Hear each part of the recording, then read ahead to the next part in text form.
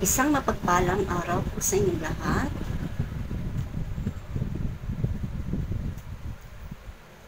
Ang-anim na araw ko na po ngayon sa aking journey about mild stroke. Ang purpose ko rin talaga nitong journey ko about mild stroke at cancer ay gusto kong maisabi sa inyo ang aking mga experiences. Then, to inspire people and give them light and hope.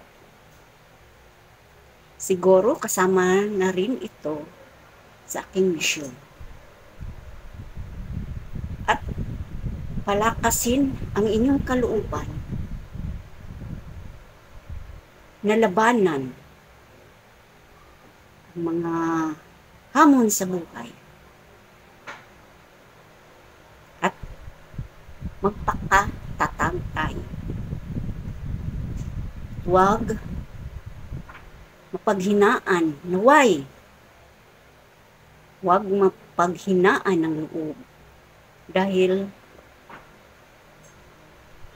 may Diyos na tutulong sa atin at gagabay sa atin sa araw-araw. Iba't iba pala ang mararanasan natin about stroke. Ako kasi sa umaga, medyo gaan ang pakiramdam ko sa aking katawan. Pati na rin ang aking mga paa. Tapos, sa hapon naman, medyo bumibigat ang aking mga paa. At mas lalo akong nahirapan sa paglakad. At pag-ikot-ikot sa loob ng bahay.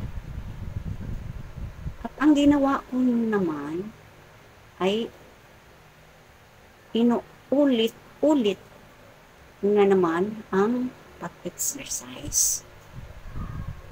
At inihilot-hilot ko ito. Ang aking mga kamay at paa. Kahit hapon na. Kaya kayo huwag kayong mapanghinaan ng loob. Kasi gagaling din tayo. O ba? So hanggang dito na lang. Please, subscribe po. Salamat po.